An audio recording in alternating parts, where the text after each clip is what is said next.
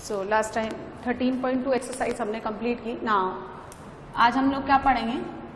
Theorem of total probability. Theorem of total probability.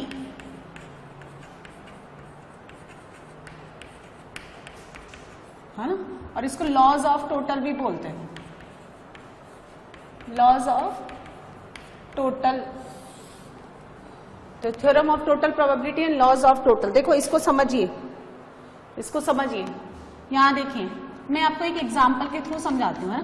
यहां देखिए, there are two bags, the bag 1 and bag 2। There are two bags, bag first and bag second. In bag 1, bag first में 3 तो red colour की ball है और 5 आप black colour की ball ले लें। यहाँ रेड कलर की बॉल है ना, और 6 जो है ब्लैक कलर की बॉल ले लें।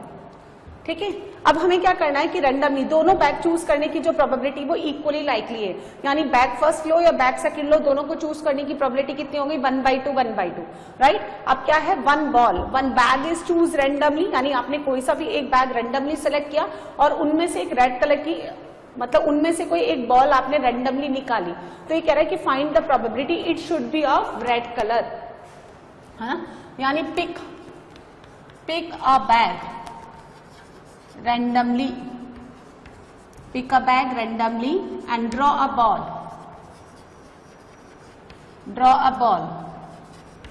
then find the probability of getting red color ball। ध्यान से समझिए, तो जरूरी है कि रेड कलर की बॉल बैग फर्स्ट में से ही आए। जब आप रैंडमली बैग चूज कर रहे हैं, है ना, तो बॉल तो किसी भी रेड कलर की बॉल तो किसी भी बैग से आ सकती है, फर्स्ट बैग से भी आ सकती है, सेकंड बैग से भी आ सकती है। तो ये क्या है? ये लॉज ऑफ टोटल से दोनों केसेस से आपको रेड कलर की बॉल आने की प्रोबेबिलिटी निकाली। तो प्रोबेबिलिटी ऑफ रेड देखो कैसे निकालेंगे हम लोग। Probability of red bag first से भी आ सकती है and probability of red can be happen with bag 2 also by the laws of total, by the laws of total या by the theorem of total probability। आई क्या बात समझ में? फिर हम क्या करेंगे? रेड कलर की बॉल का आना कैसे? पहले बैग चूज करेंगे, राइट, और जब आप बैग चूज कर चुके हैं तो उसमें से रेड कलर की बॉल का निकालना। नाउ सेलेक्टिंग बैग सेकेंड, और जब आपके पास बैग 2 आ चुका है तो उसमें से रेड कलर की बॉल निकालना। डिपेंडेंट केस हो गया ना, ये वाला डिपेंडेंट केस हो गया। कैसे? रेड कलर की बॉल बैग फर्स्ट में से आनी चाहिए and the selecting a red colour ball from the bag 2। समझ में आ गया? तो 2 बैग आपके पास है containing the different types of the red colour balls and the black colour balls. Choosing the bag first, देखो बैग फर्स्ट आप choose करें या बैग 2 आप चूज करें, इक्वली लाइकली इवेंट्स है, तो दोनों की प्रोबेबिलिटी 1/2। अब हम क्या लिखेंगे? 1/2 R/B1। फर्स्ट में रेड कलर की बॉल निकालना 3/8 प्लस सेकंड चूज करने की प्रोबेबिलिटी 1/2 और सेकंड में से रेड कलर की बॉल निकालना कितना हो गया? 4/10। ठीक है, सॉल्व कर लेंगे। कितना हो गया? 3/16। यहाँ पे कितना हो गया? 2 यानी 1/5। सॉल्व कर लो, कितना हो गया? है ना, ये 15 और ये 16, कितना हो गया? 31/80। So by the laws of total probability red colour की बॉल फर्स्ट में से भी आ सकती है और बैग 2 में से भी आ सकती है। अब यहां समझिए लॉज ऑफ टोटल क्या है। Let E1 E2 E3 up to En are and mutually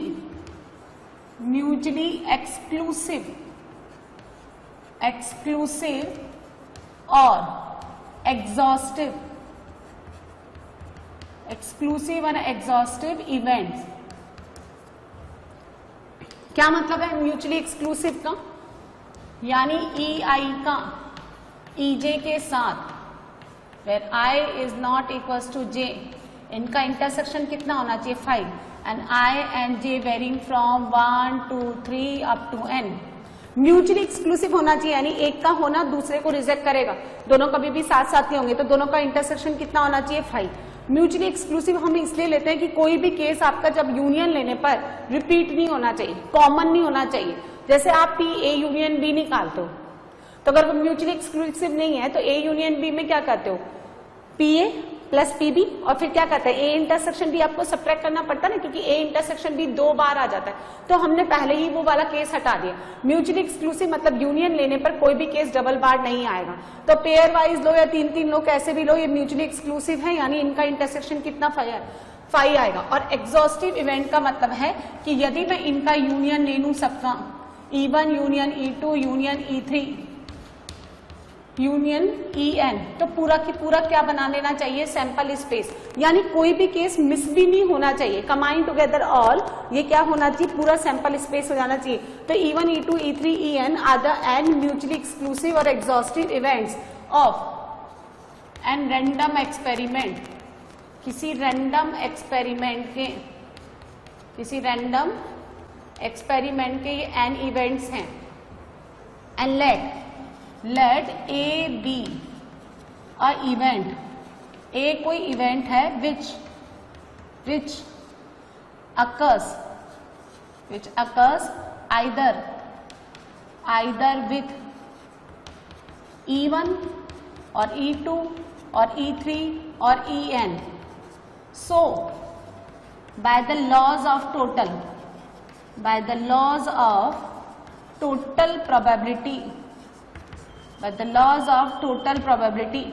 probability of event A. अब सुनो, ये जो इवेंट A है वो मैंने क्या कहा, E1 के साथ भी हो सकता है, तो आप ऐसे लिखेंगे event A intersection E1, event A E2 के साथ भी हो सकता है।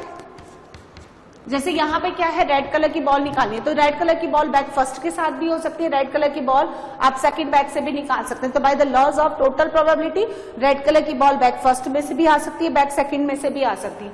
समझ आया? तो देखिए उसी तरह से मैंने यहाँ लिखा, तो probability of A can be happen with En।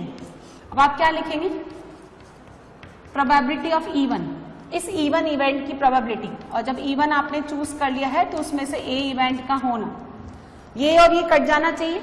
देखो आप याद करने का तरीका देखिए, वहां लेफ्ट हैंड साइड में क्या लिखा है, पीए, तो आप ऐसे याद रखा करो, ऐसे कटता नहीं है लेकिन वैसे देखा करो, ये कट जाएगा तो PA equal to PA hold करेगा। बजाय आपको कंफ्यूजन हो कि मैं PA into P E1 by A लिखूं, तो E1 is not equal to PA, तो कैसे लिखेंगे, PE1 और फिर उसमें से ए का होना, फिर PE2, फिर जब E2 हो चुका है तो उसमें से ए का होना, उसके बाद PEN, और जब En हो चुका है तो उसमें से इवेंट A का होना by the laws of total probability. तो E1 E2 E3 up to En किसी रैंडम एक्सपेरिमेंट के n एक्सक्लूसिव म्यूचुअली एक्सक्लूसिव, यानी उनका कोई भी कॉमन आपस में नहीं आएगा, और एग्जॉस्टिव इवेंट से यानी उनका यूनियन लेने पर टोटल सैंपल स्पेस बन जाना चाहिए, है ना। तो और कोई एक इवेंट है जो इन इवेंट्स के साथ हो सकता है, तो by the laws of total probability हम लोग इसको ऐसे लिखेंगे, है ना। अब जैसे यहां समझिए, एक और एग्जांपल से समझिए, सपोज ए की बैग के अंदर 3 कॉइन्स है, 1 कॉइन, ठीक है, डबल हेडेड, इसको बोलते हैं डबली हेडेड। डबली हेडेड मतलब हाँ, दोनों जो फेसेस है ना वो हेड ही है, तो प्रोबेबिलिटी ऑफ हेड कितना हो गया, यहाँ पे ये कॉइन हो गया C1 coin, probability of head कितना हो गया यहाँ पे 1, और प्रोबेबिलिटी ऑफ टेल कितना हो गया 0, है ही नहीं टेल तो कैसे आएगा।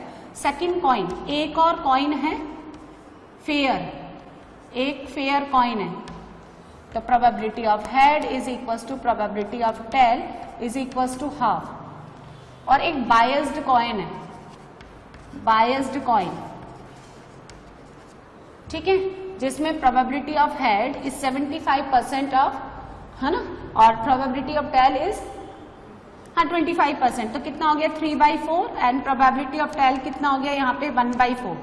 अब ये कहते हैं now draw a coin randomly, आपने एक कॉइन निकाला, एंड कॉइन निकालने की प्रोबेबिलिटी सेम ही है, एक कॉइन डबल हेडेड है, एक कॉइन फेयर है, एक कॉइन बायस्ड है, तो आपको कॉइन C1 निकालना, C2 कॉइन निकालना एंड C3 कॉइन निकालना, ठीक है। ये कितना हो गया बोलो, हाँ यस 1/3। तो आपने क्या किया, ये मिक्स कर रखा है, इसी बैग के अंदर तीनों टाइप्स के कॉइन्स हैं, आपने रैंडमली क्या है एक कॉइन पिक करना है। तो आपको क्या निकाला कि हेड आने की प्रोबेबिलिटी निकाली। तो प्रोबेबिलिटी ऑफ हेड, अच्छा हेड कैसे कैसे आ सकता है, by the laws of total probability head आ सकता है C1 टाइप के कॉइन के साथ, हेड कैसे आ सकता है C2 कॉइन के साथ भी आ सकता है, हेड जो है वो C3 कॉइन के साथ भी आ सकता है। ठीक है, अब क्या लिखेंगे, probability of coin C1 choose करना और C1 कॉइन जब आ चुका है तो उसमें से हेड का आना, प्रोबेबिलिटी ऑफ C2 और प्रोबेबिलिटी ऑफ कितना आएगा H/C2। ध्यान से समझिए, probability of C3 coin C3 निकालना और फिर उसमें से हेड का आना। आया समझ में, सबकी प्रोबेबिलिटी चूज करने की कितनी हो गई 1/3, इसमें से हेड आना C1 कॉइन 1, देन 1/3 हेड आना 1/2, 1/3 और हेड आना कितना हो गया 3/4, 1/3 कॉमन ले लो, 1 + 1/2 3/2, यहाँ कितना हो गया 3/4, तो 1/3 यहाँ कितना लिखेंगे 6/4 + 3/4 कितना हो गया 9/4 यानी 3/4। ध्यान से, तो समझ में आ गया। टोटल प्रोबेबिलिटी से हम लोग वो क्या है हर केसेस के अंदर यानी जितने भी इवेंट्स यहाँ पे हो रखे हैं उनके साथ वो एक कॉमन इवेंट निकाल सकते हैं। समझ में आ गया, ये कहलाता है थ्योरम ऑफ टोटल प्रोबेबिलिटी। अब इसी में हम लोग क्या पढ़ेंगे, सुनिए बेस थ्योरम, इसी में हम क्या पढ़ेंगे बेस थ्योरम।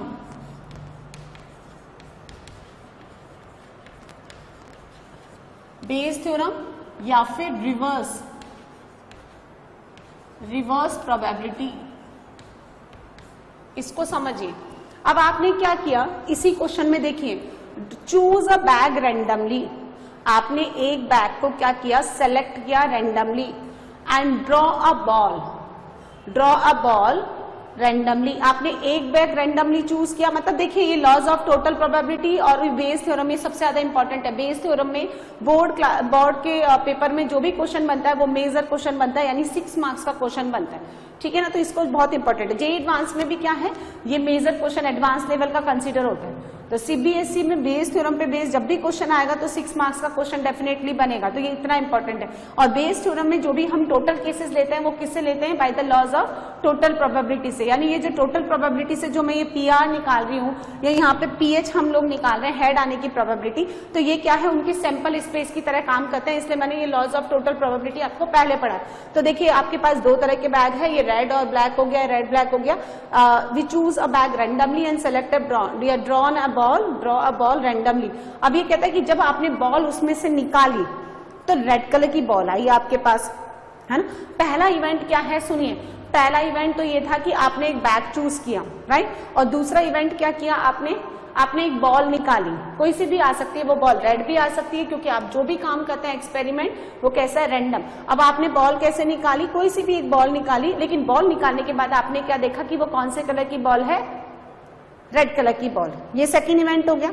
अब ये रेड कलर की बॉल बैक फर्स्ट से भी आ सकती है, बैक सेकंड से भी आ सकती है, तो by the laws of total probability मैंने इसको निकाल लिया। ठीक है, अब ये कह रहा है कि find the probability that this red colour ball came from the bag first, यानी जो इवेंट पहले हुआ था उसकी प्रोबेबिलिटी निकालनी है और जो इवेंट बाद में होता है उसकी प्रोबेबिलिटी आपको गिवन है।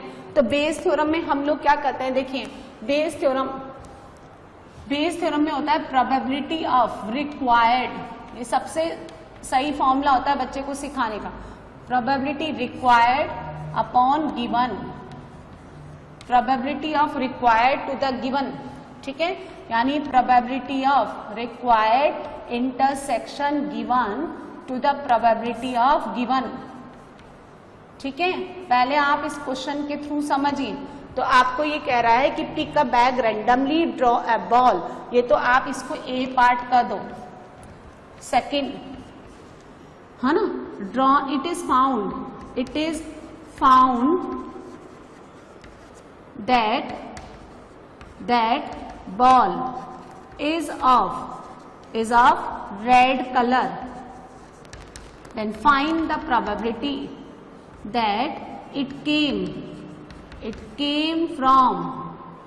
came from back first। तो गिवन क्या है, गिवन क्या है, सुनिए आपको गिवन क्या है, गिवन है रेड कलर की बॉल का आना, निकालना क्या है, बैक फर्स्ट में से आना। समझे क्या आप? रिवर्स हो गया ना, जो पहले हुआ था वो उसका तो प्रोबेबिलिटी निकालना है, और जो रिजल्ट हुआ, रिजल्ट क्या है, रेड कलर की बॉल आना, वो मुझे गिवन है। हाँ हो सकता है बॉल तो कोई सी भी आई हो, लेकिन वो कह रहा है it is found that ball is of red colour, then find the probability it came from the back first. तो हम क्या लिखेंगे, रिक्वायर्ड कौन है, बैक फर्स्ट में से आना, गिवन क्या है, रेड कलर की बॉल आना, तो probability of back first to the R, conditional probability से यहाँ पे लिखेंगे हम आर इंटरसेक्शन ये to the probability of R. समझ आया ना? देखिए इसको आप ऐसे लिखिए, आर इंटरसेक्शन बैक फर्स्ट, और रेड कलर की बॉल आपके पास बैक फर्स्ट में से भी आ सकती है, और रेड कलर की बॉल आपके पास बैक टू में से भी आ सकती है by the laws of total. इन्हीं टोटल में से कोई एक केस आपका क्या लिखा हुआ है, फेवरेबल न्यूमरेटर में। ठीक है, अब इसको कैसे लिखेंगे, अभी देखो मैंने लिखा था, इसको ऐसे लिखेंगे, बैक फर्स्ट को चूज करना, और जब बैक फर्स्ट आ चुका है तो उसमें से रेड कलर की बॉल निकालना, है ना ऐसे। तो ये मेरे पास ऑलरेडी लिखा हुआ है, बैक फर्स्ट चूज करना 1/2, और उसमें से रेड कलर की बॉल निकालना। बोलिए कितना हो गया, 3/8। ऐसे ही नीचे ये सॉल्व किया हुआ है मैंने 13/80, तो ये कितना हो गया 10, ये गया तो 5, है ना, बोलो तो 3/13/5, तो 5 और ये 31 है, 13 है, तो कितना हो गया 15/31, ये आंसर। ठीक है, इसी तरह से एग्जाम्पल 2 में क्या गिवन है, देखिए आपने एक कॉइन रैंडमली चूज किया, है ना, और हेड आने की प्रोबेबिलिटी निकाली, तो चूज या select a coin, select a coin randomly and toss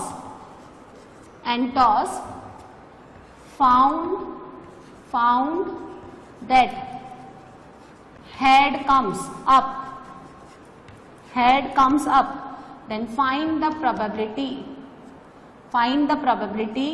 it was क्या, fair coin, ये fair coin था।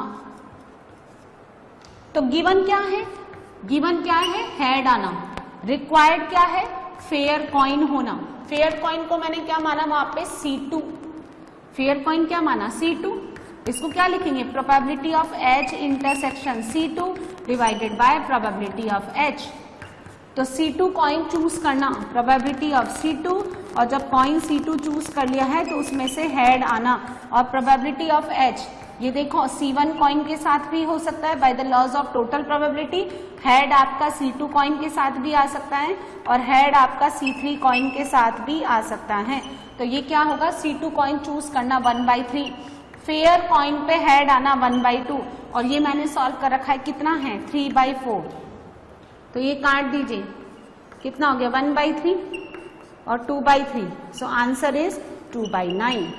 तो जो इवेंट्स पहले होता है उसकी प्रोबेबिलिटी आपको निकालनी है, जो इवेंट बाद में होता है एज ए रिजल्ट वो आपको गिवन है। तो बेस थ्योरम बेसिकली क्या होता है, probability of required to the given.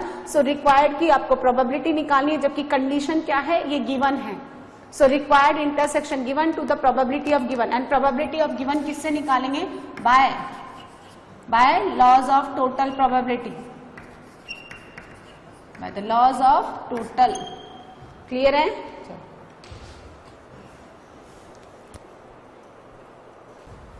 सो देखते हैं बेस थ्योरम को फिर से।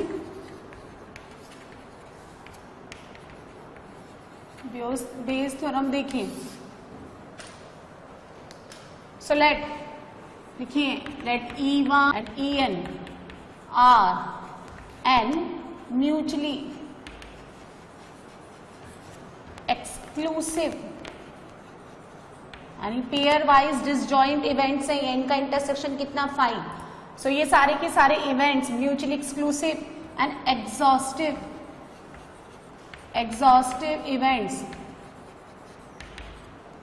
Of and random experiment and A, B, any event associated with these events तो ये मैंने ऑलरेडी आपको यहाँ समझा दिया है कि अगर ये सारे के सारे इवेंट्स म्यूचुअली एक्सक्लूसिव इवेंट्स हैं तो इनका जो इंटरसेक्शन है वो 5 होना चाहिए, कोई भी पोर्शन इनमें कॉमन नहीं रहेगा और इनका यूनियन लेने पर ये टोटल क्या बना देना चाहिए, sample space. Then by the Bayes theorem, है ना, कैसे लिखेंगे, प्रोबेबिलिटी ऑफ रिक्वायर्ड यानी EI टू द A, ऐसे, ठीक है। तो इसको हम कैसे लिखते हैं, probability of EI intersection A divided by probability of A। फिर इसको लिखते हैं ऐसे, सुनिए, probability of EI and probability of A, जबकि EI कोई पर्टिकुलर I वाला इवेंट होगा जो मैंने ले लिया, जैसे अगर मैंने E1 लिया होता तो E1 ही क्यों लिया, वो तो एक पर्टिकुलर केस हो गया, तो मैंने उसको क्या ले लिया, I ले लिया। और I जो है कोई भी हो सकता है, 1 2 3 अप टू N में से कोई भी हो सकता है। नीचे क्या हो गया, प्रोबेबिलिटी ऑफ A, तो A किसके साथ हो सकता है, देखिए बोलो, E1 के साथ भी हो सकता है, A आपका किसके साथ हो सकता है, E2 के साथ भी हो सकता है by the laws of total, and A can be happen with En also, ठीक है। इसको कैसे लिखते हैं, देखिए इसको लिखते हैं PE1 और फिर उसमें से A का होना, ऐसे लिखते हो ना आप, तो हम इसको ऐसे लिखते हैं, probability of EI into probability of A upon EI। और ये जो इतना सारा समेशन सीरीज लिखा है इसको सिग्मा के फॉर्म में लिख दो आप, J इक्वल टू 1 से लेकर के N, क्या लिखेंगे, probability of E of J and probability of A upon EJ।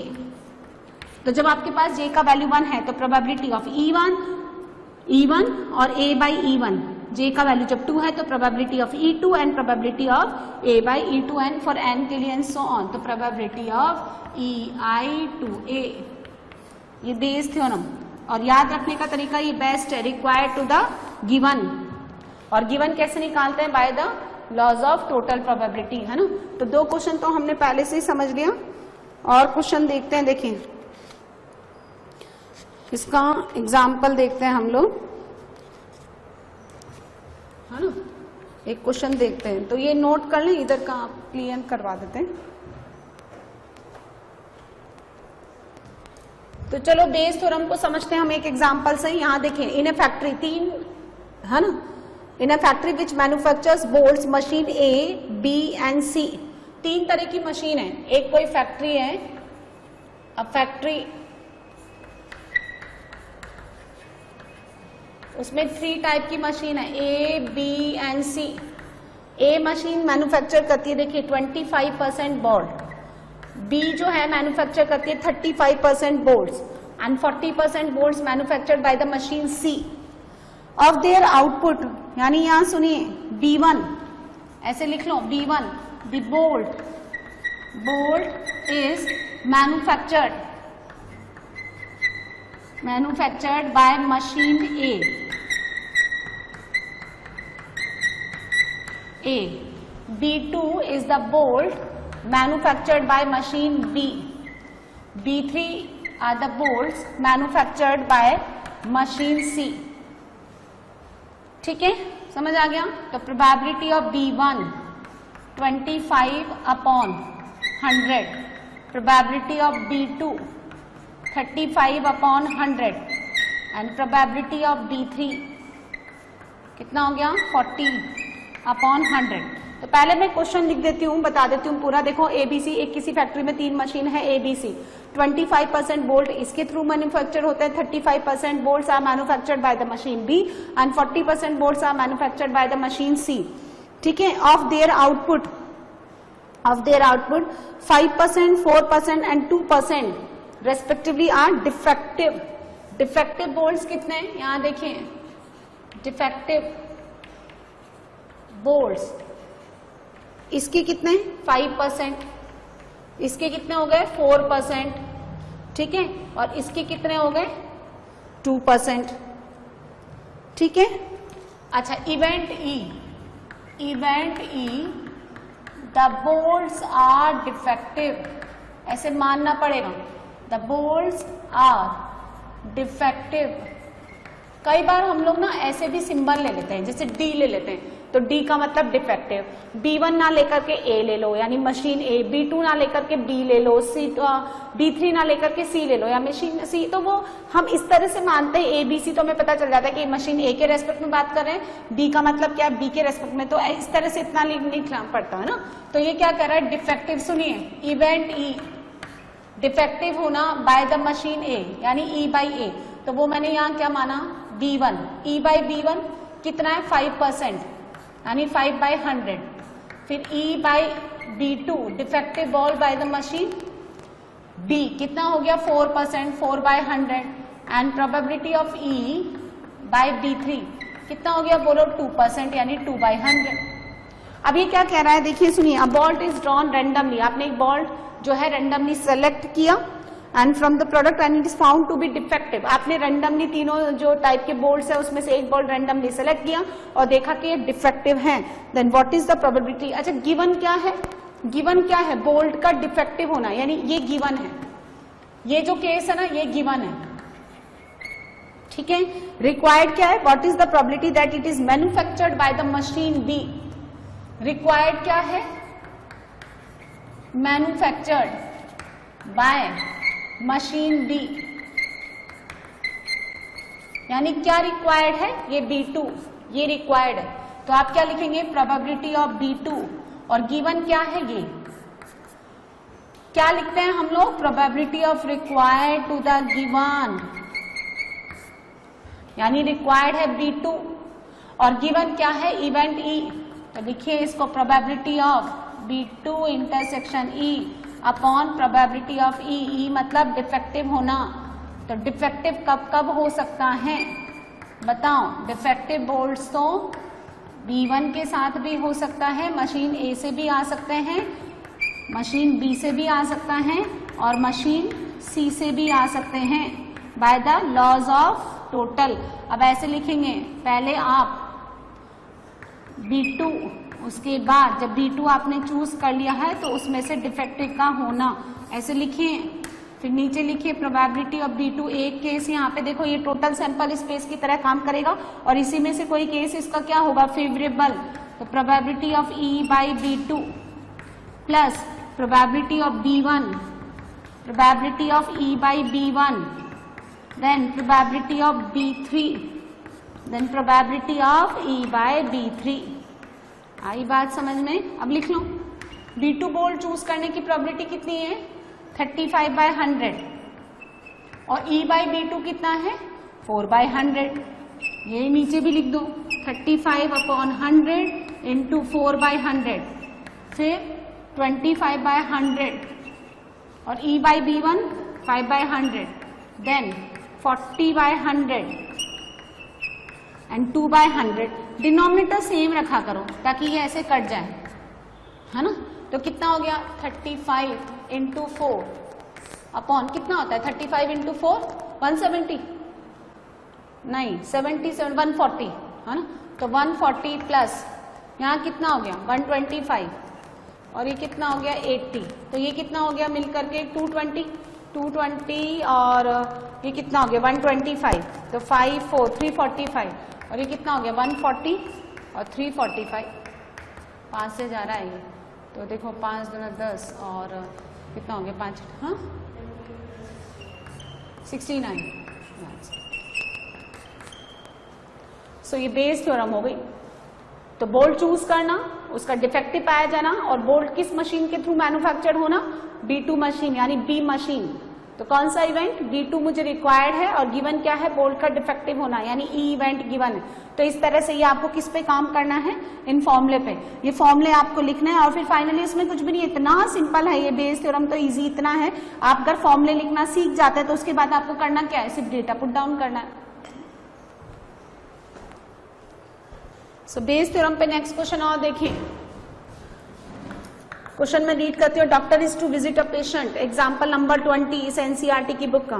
From the past experience it is not that the probability that he will come by train, train use करने की probability, फिर उसके बाद बस B, scooter, ठीक है, and other means of transport यानी इनके अलावा कोई और, अदर T मतलब ट्रेन, B यानी बस, S यानी स्कूटर, O यानी ट्रेन।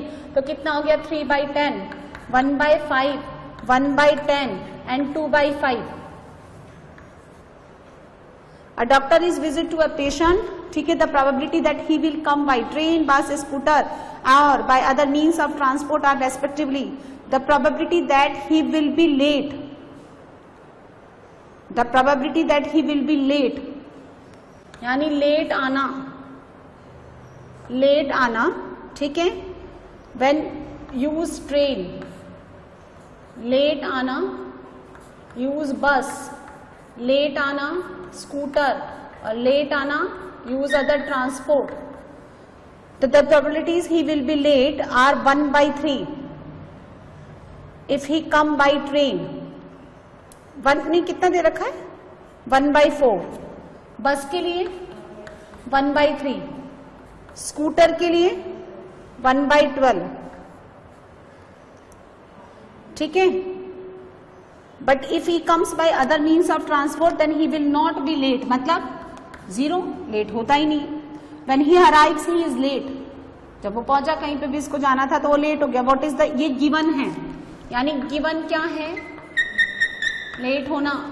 लेट होना को मैंने क्या माना, L। What is the probability he comes by train, ये तो आपको L तो आपको गिवन है, और ट्रेन यूज करना यानी T ये आपको क्या है, रिक्वायर्ड है। आई बात समझ में? तो देखें, बाय द बेस थ्योरम,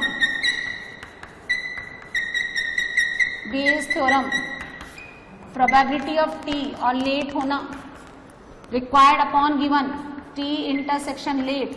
और लेट होना, लेट कैसे कैसे हो सकता है, ट्रेन के साथ लेट हो सकता है, वो बस के साथ late when he uses scooter, और लेट होना जब वो कोई अदर ट्रांसपोर्ट यूज करें। अब प्रोबेबिलिटी ऑफ, सुनो, ट्रेन यूज करना उसकी प्रोबेबिलिटी और फिर लेट हो जाना, ऐसे लिखिए, probability of T, probability of L/T, probability बस यूज करना और फिर लेट हो जाना, plus PS, PL/S, plus probability of O other transport and L/O।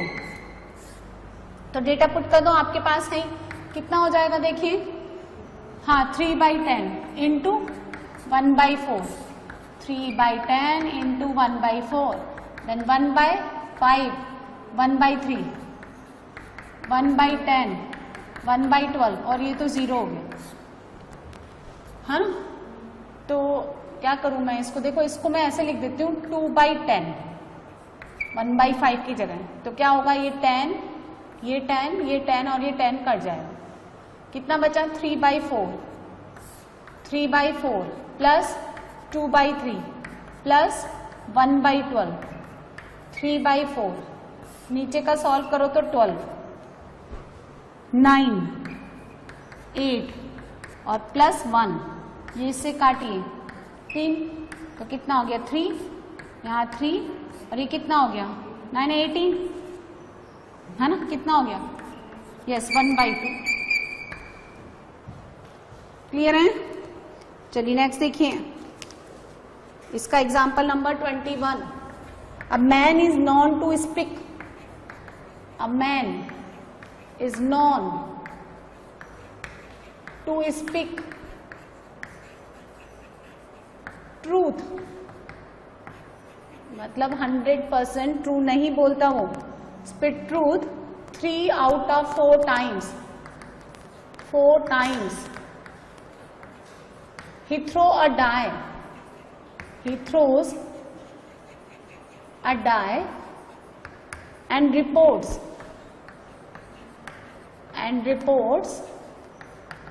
that it is a 6. Find the probability that it is actually a 6। ठीक है, तो सुनो, ट्रुथ बोलने की प्रोबेबिलिटी कितनी हो गई 3/4, और ट्रुथ नहीं बोलने की प्रोबेबिलिटी 1/4, 6 आने की प्रोबेबिलिटी 1/6, 6 नहीं आने की प्रोबेबिलिटी 5/6। ठीक है, ही थ्रोज अ डाई, उसने एक डाई फेंका और उसमें 1 से लेकर 6 तक कोई भी नंबर आने के चांसेस हैं, लेकिन वो आकर की रिपोर्ट क्या करता है, रैंडम एक्सपेरिमेंट है, जिसको रिपोर्ट करता है उसने देखा नहीं, अदरवाइज सर्टेन इवेंट हो जाता, पता चल जाता कि अगर 6 आया तो ठीक बोल रहा है, नहीं आया तो झूठ बोल रहा है। तो reports that it is a 6, वाकई 6 आया था, वो रिपोर्ट करता है कि 6 आता है, जबकि FTP that it is actually 6। ठीक है, तो ये तो उसने क्या है, ये गिवन है, ये वाला पार्ट तो क्या है, गिवन है, और ये वाला पार्ट क्या है, रिक्वायर्ड है। ये तो गिवन है ना, और ये रिक्वायर्ड है। तो 6 का आना जबकि 6 रिपोर्ट करना, आप इसको ऐसे लिख लो, है ना, रिपोर्ट दैट 6 कम्स, इसको आप क्या मान लो, F। ठीक है, एंड एक्चुअली 6 कम्स, इसको आप E मान लो। तो आपको निकालना क्या है, probability of E/F। So probability of, conditional probability से E intersection F and probability of F। Probability of F का मतलब क्या है, 6 आना, जबकि वाकई 6 आया हो, एक्चुअली 6 कम्स अप, और प्रोबेबिलिटी ऑफ F जबकि 6 नहीं आया हो। समझे आप? इसी में से एक केस आपका क्या हो जाएगा, फेवरेबल। अब पहले क्या है, पहले कुछ आया होगा डाई पे, तभी तो वो रिपोर्ट करेगा। तो आप क्या लिखेंगे यहां पे, report that actually 6 comes, TE, है ना, और फिर क्या लिखेंगे, प्रोबेबिलिटी ऑफ, बोलो आपको क्या निकालना है यहां पे, E/F। तो क्या लिखूं यहां पे, PF लिखूं, actually F, report that 6 comes. तो यहां पे फॉर्मूला बताओ ना, क्या लिखूं मैं, पहले क्या लिखूं, PF, रिपोर्ट करना, है ना, और फिर E/F बना लो, चलो कंप्लीट कर लो। पहले कौन सा इवेंट हुआ होगा, पहले डाई फेंकना, उस पर कोई नंबर आया होगा, तभी तो बाद में रिपोर्ट करेगा वो, है ना। तो पहले क्या लिखेंगे, E का हो ना, पहले तो कुछ आया होगा, या तो 6 आया होगा या 6 नहीं आया होगा, और फिर उसमें से हम निकालेंगे F/E। पहले रिपोर्ट कैसे करेगा, पहले देखो आपके पास बैग है, फिर उसमें से बॉल निकालते हो, तो पहले बैग चूज करते हो या बॉल निकाल लेते हो, तो बैग चूज करना, पैसे डाई को फेंक करके कोई नंबर आना, फिर उसके बाद रिपोर्ट करना। समझे आप? तो प्रोबेबिलिटी ऑफ E, फिर यहाँ आएगा F/E, फिर प्रोबेबिलिटी ऑफ E बार, 6 नहीं आया होगा, प्रोबेबिलिटी ऑफ F/E बार। अच्छा क्या लिखेंगे, PE क्या है, एक्चुअली 6 कम, 6 आने की प्रोबेबिलिटी कितनी है ना, 6 आने की प्रोबेबिलिटी ये हो गई। और अच्छा 6 आ रहा है और 6 ही रिपोर्ट कर रहा है, इसका मतलब सही बोल रहा है। तो 3/4 और 6 आने की प्रोबेबिलिटी 6, 3/4 इंटू 1/6। 6 नहीं आने की प्रोबेबिलिटी, 6 नहीं आ रहा है लेकिन रिपोर्ट तो क्या कर रहा है कि 6 आ रहा है, इसका मतलब झूठ बोल रहा है। 1/4 और 6 नहीं आना, 5/6। तो 4 6 4 6 काट दीजिए, तो 3 और 5 कितना हो गया,